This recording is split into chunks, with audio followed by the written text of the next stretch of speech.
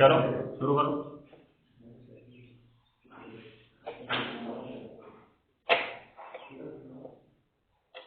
कल इकाई सेल में घटक कणों की संख्या निकालने संबंधित सारणी हम लोग पढ़ लिए थे। अब आज हम पढ़ेंगे उस पर एक सवाल। जैसे हमने निकाला कि एचटीसी में कितने घटक कण होते हैं, एफसीसी में कितने घटक कण होते हैं, बीसीसी में कितने होते हैं, किनारा केंद्रित में कितने होते हैं, ये हमने एक सारणी के द्वारा निकाल के तुमको समझा दिया है। लेकिन जब यही सवाल 2 नंबर में तुमसे पूछ लिया जाए तो क्या करोगे?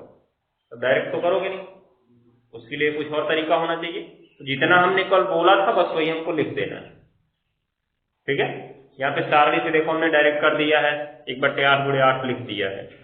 तो तुमको बस वही लिख देना है, कोनों पर उपस्थित घटक कण बराबर कोनों की संख्या गुणे उस घटक कण का एक इकाई सेल के लिए योगदान। तब लिखना 8 × 1/8 = 1 हो जाएगा। फलक पर उपस्थित घटक कणों की संख्या बराबर फलकों की संख्या गुणे फलक पर स्थित घटक कण का एक इकाई सेल के लिए योगदान। हो गया। इस प्रकार से हम निकालते चले जाएंगे। तो एक प्रश्न हम लिखते हैं, हम किसके लिए लिखेंगे? एफसीसी के लिए। प्रश्न लिखो।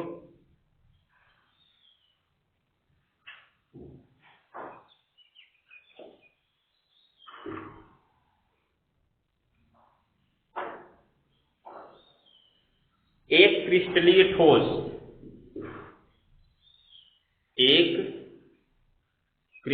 ठोस का इकाई सेल,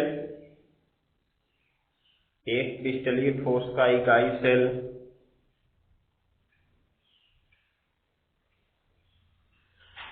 एफसीसी प्रकार का है। एफसीसी प्रकार का है। एफसीसी प्रकार का है। हो गया। तो इसके इकाई सेल में घटक कणों की संख्या ज्ञात कीजिए। तो इसके इकाई सेल में घटक कणों की संख्या ज्ञात कीजिए।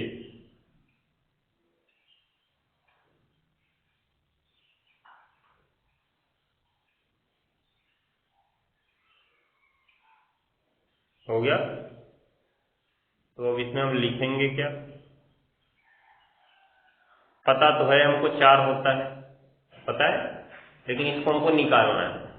तो सबसे पहले तो हम लिखेंगे कि एफसीसी जालक कैसा होता है।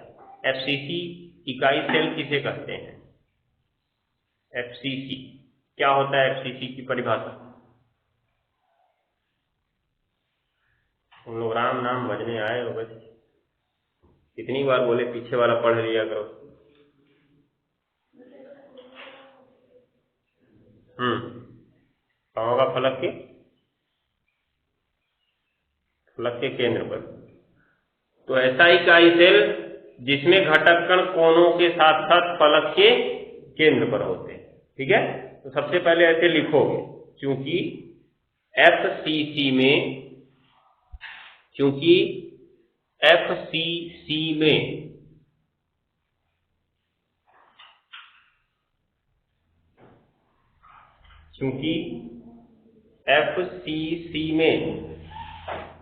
घटक कण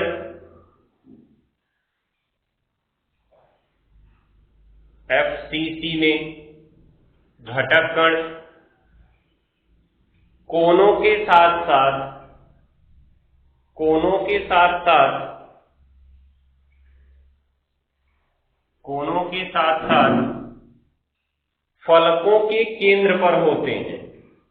ये तो हमें पता होना चाहिए। कोनों के साथ साथ फलकों के केंद्र पर होते हैं।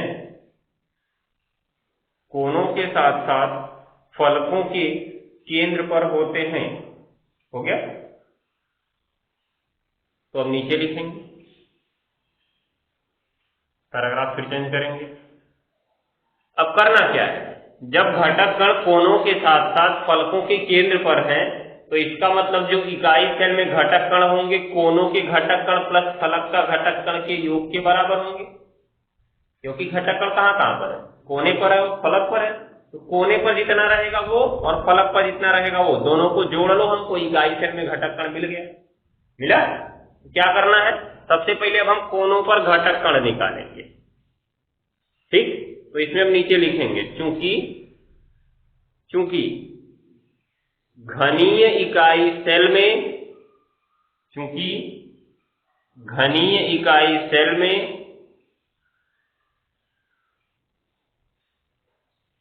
घनीय इकाई सेल में कुल 8 कोने होते हैं, ये तो हमने कल सीखा, कुल 8 कोने होते हैं। घनीय इकाई सेल में कुल 8 कोने होते हैं और प्रत्येक कोने का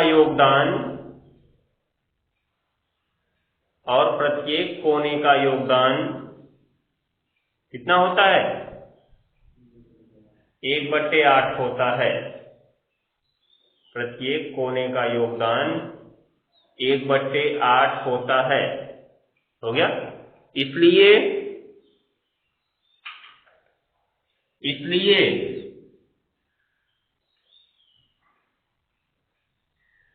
एफसीसी में कोनों पर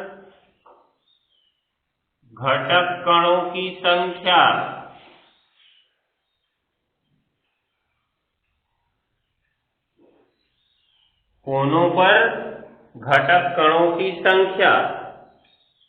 हो गया। सूत्र क्या बनेगा, पहले इसका हमने कैसे बताया था, इकाई सेल में किसी भी स्थान पर अगर घटक कणों की संख्या निकालनी है तो पहले उस स्थान की संख्या, अर्थात कोनों पर हमको निकालना है तो पहले तो हमको किसकी संख्या पता होनी चाहिए, कोनों की संख्या पता होनी चाहिए, और प्लस कोनों के घटक कण का क्या पता होना चाहिए, प्लस नहीं पूरा, कोनों के घटक कण का क्या पता होना चाहिए, योगदान पता होना चाहिए। तो 8 कोने थे और हमने अभी ऊपर लिखा कि प्रत्येक कोने का योगदान कितना होता है, 1/8। कट जाएगा तो कितना हो जाएगा, 1। इसका मतलब अगर हमारे पास एफसीसी जालक है तो उसमें कोनों पर कितने घटक कण होंगे, 1 घटक कण होंगे। हमने पीछे निकाला भी था, लेकिन यहाँ पे हमको ऐसे लिख के निकालना है, तो इसको नोट करो, फिर आगे बढ़ते हैं।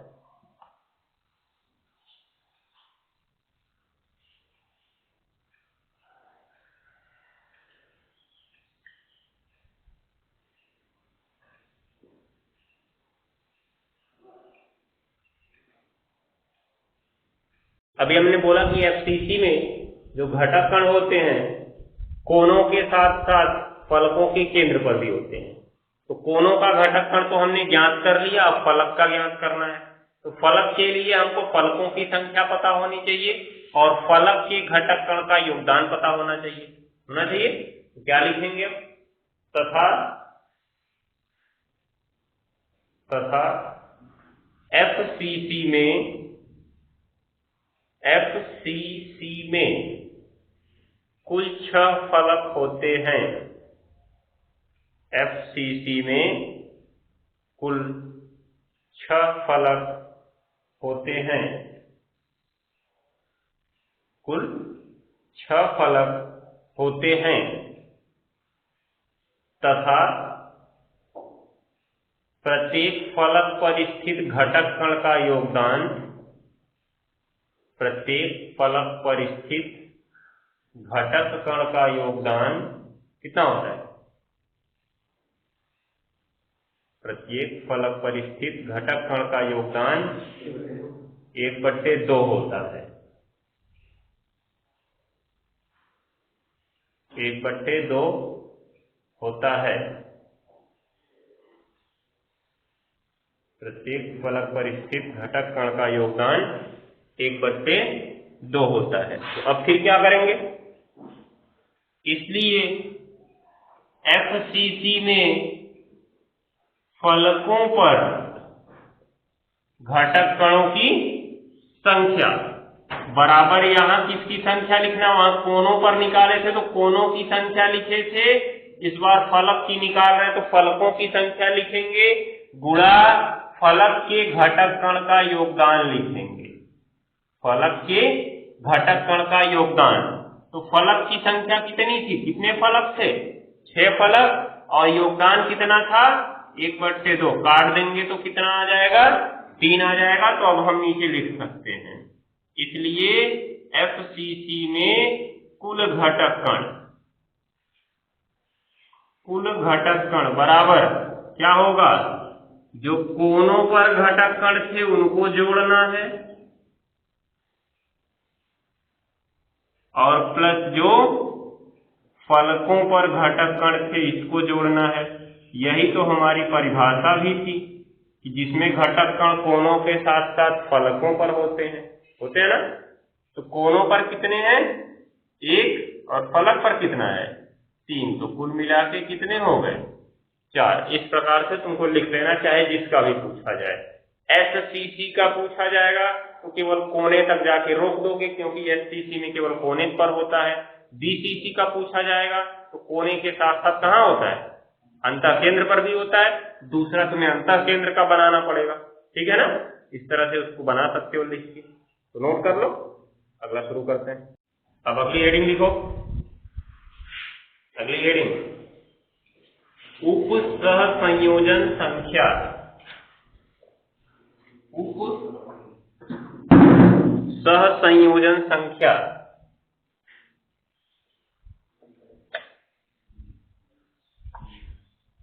उप सहसंयोजन संख्या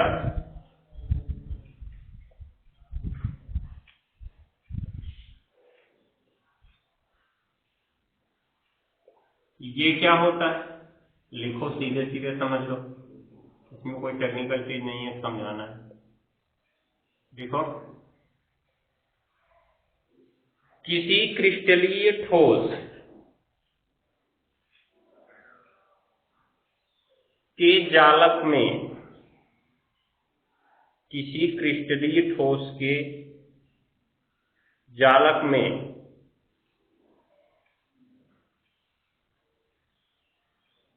किसी क्रिस्टलीय ठोस के जालक में, हो गया, किसी क्रिस्टलीय ठोस के जालक में कोई घटक कण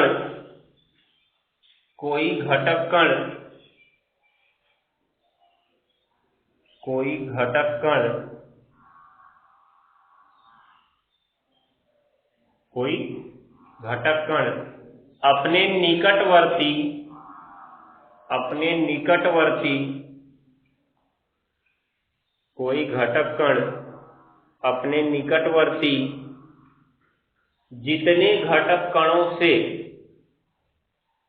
कोई घटक कण अपने निकटवर्ती जितने घटक कणों से जुड़ा होता है, अपने निकटवर्ती जितने घटक कणों से जुड़ा होता है, अपने निकटवर्ती जितने घटक कणों से जुड़ा होता है, वही उसकी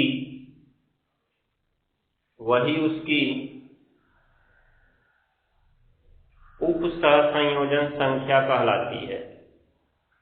वही उसकी उप सहसंयोजन संख्या कहलाती है।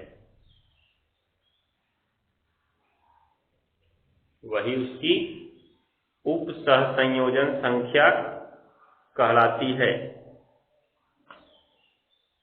हो गया। अब जैसे ये ध्यान देने वाली बात है, NaCl के बारे में तुम लोग बहुत पहले से ही सुनते आ रहे हो कि एक Na+ के चारों ओर 6 Cl- होते हैं। कितने होते हैं 6 Cl-। ये Na+ है, दूसरा इधर इसके एक Cl- लगा, एक यहाँ पे Cl- लगा, एक इधर Cl- लगा, एक ऊपर Cl- लगा। और क्योंकि ये सारी संरचनाएं त्रिविमीय होती हैं, त्रिविमीय, इसीलिए एक घटक कण अर्थात एक Cl माइनस इसके ऊपर लगेगा और एक Cl माइनस उसके नीचे लगेगा, जो कि यहाँ पे दिखाना संभव है। तो निष्कर्ष Na+ के चारों ओर कितने Cl माइनस आ गए? 6 Cl माइनस आ गए, दिखाई दे रहा है। तो NaCl की उप सहसंयोजन संख्या कितनी होगी? 6 हो गई, क्योंकि जो Na+ था अपने चारों तरफ और ऊपर नीचे कितने से जुड़ गया? 6 घटक कणों से जुड़ गया, दिखाई दे रहा है। तो इसकी उप सहसंयोजन संख्या 6 हो गई। और NaCl के बारे में हमने पढ़ा था, ये जालक घनीय प्रकार का होता है, अर्थात SCC होता है। कैसा होता है? SCC, सरल घनीय होता है ये। तो अब देखो SCC में हमको अब पता चल गया, NaCl का अगर तुम रटे हुए हो, बहुत पहले से पढ़ते आ रहे हो, 6-8 में भी पढ़े थे एक बार जब हम लोग वहां पे गलनांक क्वथनांक पढ़ रहे थे तब, और 11 में भी जब हम लोग ठोस पढ़े होंगे तो वहां भी समझाया गया होगा। तो संयोजकता पढ़े थे तब जब आयनिक बंध पढ़ाया गया था। तो इस तरह से तुमने 2-3 बार इसको पढ़ रखा है, याद है। तो बस यहाँ पे हमको ये जानना है कि NaCl कैसा होता है? सरल घनी। तो NaCl में एक Na+ जो होता है 6 Cl माइनस से घिरा होता है, और एक Cl माइनस इसी प्रकार से देखो, अगर इस Cl माइनस की चर्चा करो तो इसके इधर भी Na+ रहेगा, इसके इधर भी Na+ रहेगा, और इसके नीचे भी Na+ रहेगा, उसके ऊपर भी Na+, उसके नीचे भी Na+, अर्थात जितने भी घटक कण होंगे सब 6 से घिरे होंगे। Na+ की चर्चा करेंगे तो कहेंगे वो 6 Cl माइनस से घिरा है, Cl माइनस की चर्चा करेंगे तो कहेंगे वो 6 Na+ से घिरा है ना।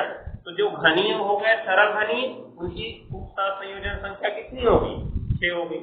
इसी प्रकार से फेस सेंटर्ड का देखना है, बॉडी सेंटर्ड का देखना है, ठीक है। तो हम लोग एक इंडिकेट पॉइंट से इन सबका लिख लेते हैं। क्या लिखेंगे? उप सहसंयोजन संख्या कहलाती है जैसे जैसे नंबर 1, जैसे नंबर 1 क्या होगा? जैसे SCC में उप सहसंयोजन संख्या, SCC में उप सहसंयोजन संख्या, SCC में उप सहसंयोजन संख्या 6 होती है, 6 होती है, जबकि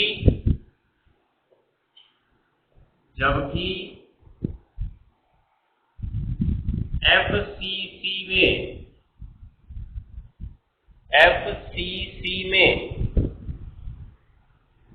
उप सहसंयोजन संख्या 12 होती है। FCC में उप सहसंयोजन संख्या 12 होती है। निष्कर्ष, अगर कोई जालक FCC प्रकार का है तो उसमें एक घटक कण जो है कितने घटक कणों से जुड़ा होगा? 12 घटक कणों से जुड़ा होगा, ठीक है। उसके बाद लिखो, जबकि या तथा BCC में उप सहसंयोजन संख्या 8 होती है। BCC में उप सहसंयोजन संख्या 8 होती है। हो गया? बस तुमको इसमें कुछ और नहीं जानना, बस यही याद किए रहो कितना कितना होती है, ठीक है ना। अब हम लोग शुरू करते हैं इस चैप्टर की दूसरी इंपॉर्टेंट रीडिंग। क्या है? लिखो, घनीय क्रिस्टलों का घनत्व ज्ञात करना। घनीय क्रिस्टलों का घनत्व ज्ञात करना, डेंसिटी।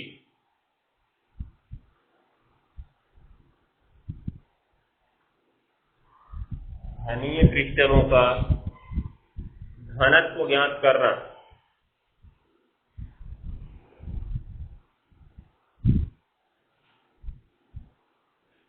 हो गया? तो घनत्व क्या होता है? घनत्व का सूत्र क्या है, या घनत्व की परिभाषा हम क्या जानते हैं? घनत्व की परिभाषा बता दो। नहीं पता चला कहो, बाहर किसी चले जाओ, खनिज स्तरों का घनत्व का सूत्र बताओ, कहा पहले तुम घनत्व बताओ, लटक गए, तुम ही लटक गए। तुम मुझसे पूछे वो तुमने पूछ दिया। घनत्व बताओ क्या होता है? घनत्व पता है? किसी भी पदार्थ के एकांक आयतन का द्रव्यमान उसका घनत्व कहलाता है। किसी भी पदार्थ के एकांक आयतन का द्रव्यमान उसका घनत्व कहलाता है। ये हमने कहीं से रटा नहीं है। घनत्व बराबर तुम्हारा फॉर्मूला क्या होता है?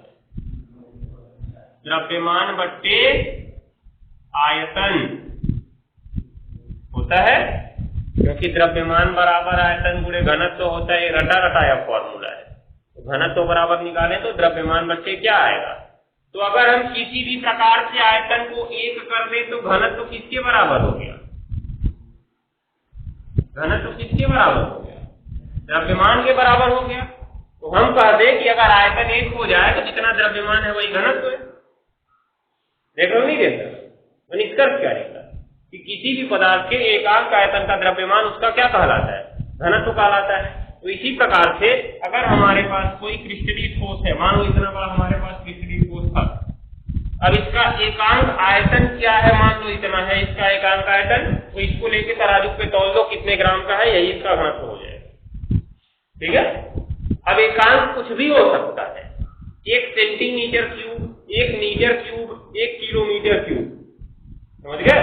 अभी कह दो तुम भी एक तो लिए ईंट ले लिए और उसका 1 मीटर क्यूब का हम घनत्व निकाले हैं। ईंट बेचारा 10 सेंटीमीटर की है, उसको 1 मीटर निकालोगे तुम? इतनी चौड़ी ईंट होती है और 1 मीटर कहाँ तुम्हारा इतना चौड़ा होता है, तो कहाँ उसका एकांक आयतन होगा वो? तो जिस प्रकार की हमारी वस्तु होगी हम उसी प्रकार का घनत्व लें। तो वस्तु छोटी है तो सेंटीमीटर क्यूब में लेते हैं, उसके बाद से वस्तु बड़ी है तो मीटर क्यूब में लेते हैं।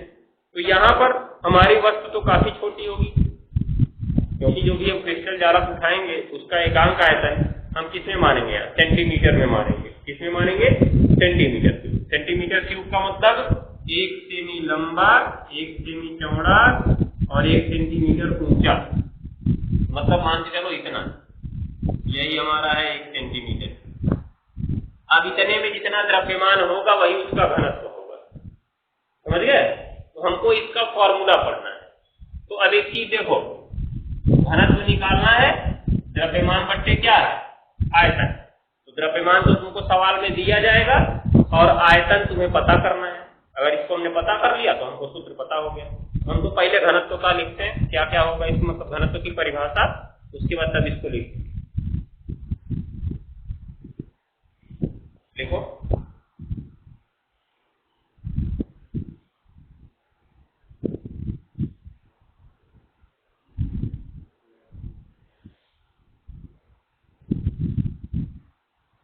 किसी क्रिस्टलीय ठोस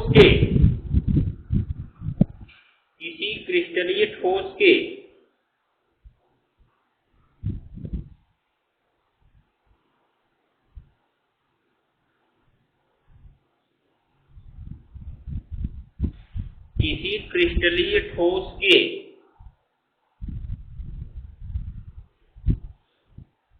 हो गया एकांक आयतन में, किसी क्रिस्टलीय ठोस के एकांक आयतन में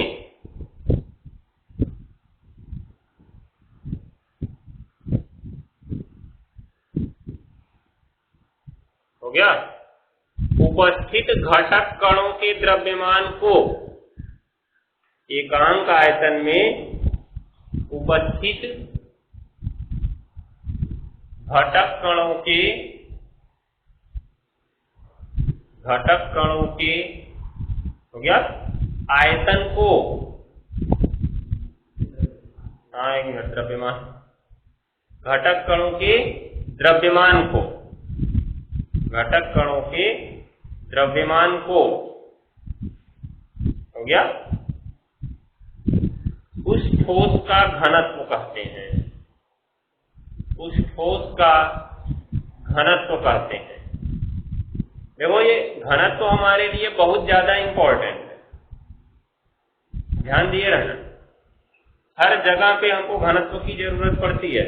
हम किसी वस्तु की चर्चा करें चाहे किसी स्थान की चर्चा करें, तुम अभी जनसंख्या पढ़ते हो तो कहते हैं कि दिल्ली का जनसंख्या घनत्व तो बहुत ज्यादा है कि नहीं है? लद्दाख का जनसंख्या घनत्व तो बहुत कम है, वहां भी घनत्व की चर्चा होती है। ठीक है, तो घनत्व तो तुम्हारे लिए बहुत इंपॉर्टेंट है। अब देखो यहाँ पे हुआ क्या, हमको घनत्व ज्ञात करना है, तो हमने तो तुमको पहले घनत्व की परिभाषा बता दी है कि कोई भी क्रिस्टलीय ठोस है उसके एकांक आयतन में जो उपस्थित घटक कण है उनका द्रव्यमान। हम सीधे सीधे भी बोल सकते थे किसी क्रिस्टलीय ठोस के एकांक आयतन का द्रव्यमान, लेकिन जब हम यहाँ क्रिस्टलीय ठोस की चर्चा कर रहे हैं और इसके लिए इकाई सेल की चर्चा कर चुके हैं, उस इकाई सेल में घटक कण की चर्चा कर चुके हैं, तो हमने इस घनत्व को उस घटक कण के रूप में व्यक्त किया है। तो अब क्या होगा, मान लो इसका जो एकांक आयतन हमने उठाया था, इसमें घटक कण तो होंगे ना, तो जो घटक कण है उन्हीं घटक कण से तो मिलकर द्रव्यमान बनेगा कि इसमें हवा भरा तो उसका द्रव्यमान बनेगा। हवा से द्रव्यमान नहीं बना, जो घटक कण है द्रव्यमान उससे बनेगा। तो इसमें जितने घटक कण है उनका द्रव्यमान निकाल दो, वही तुम्हारा घनत्व हो जाएगा। अब एक चीज देखो, तुम थोड़ा सा ये समझाओ कि किस क्रिस्टल का घनत्व सबसे ज्यादा होगा। हमको यहाँ पे 3 प्रकार का क्रिस्टल पढ़ना है, एक है एफसीसी, एक एफसीसी और एक बीसीसी। किसका घनत्व सबसे ज्यादा होगा? अगर मान लो हम किसी क्रिस्टलीय ठोस के इकाई सेल को, किसको?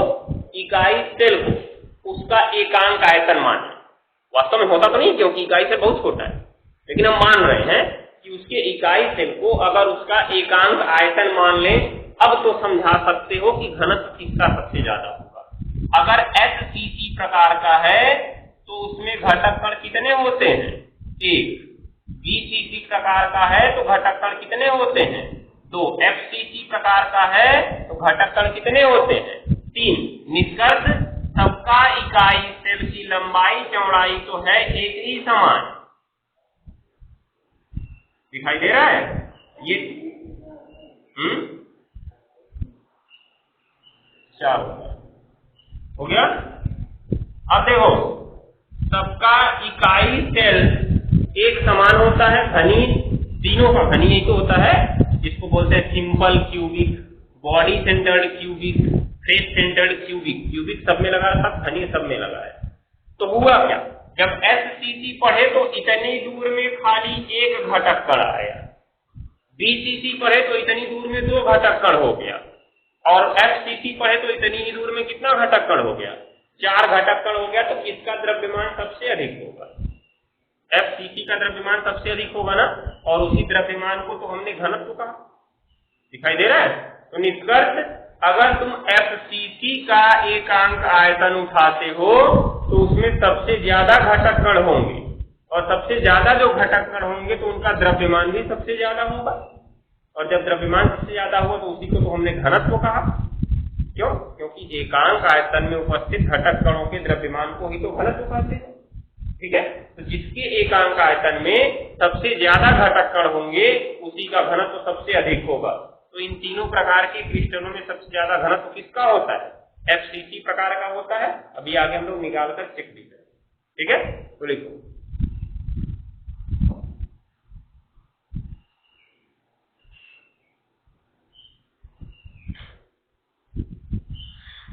लिखेंगे इसमें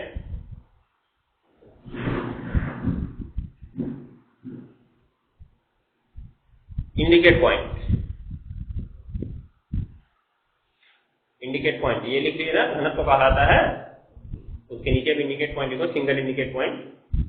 जब नीचे फॉर्मूला शुरू करते हैं, अभी लिखो, किसी क्रिस्टल के इकाई सेल में, किसी क्रिस्टल के इकाई सेल में घटक कणों की संख्या जितनी अधिक होगी, घटक कणों की संख्या जितनी अधिक होगी,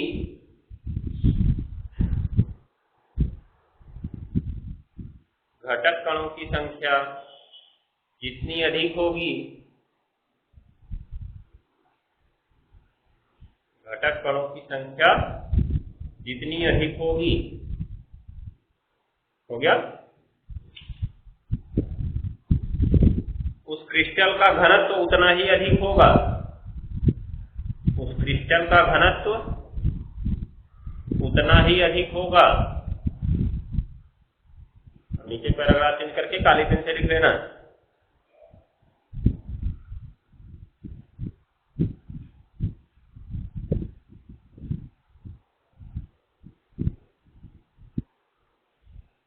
नीचे पैराग्राफ चेंज करके काली पेन से लिखो। अतः हम कह सकते हैं कि अतः हम कह सकते हैं कि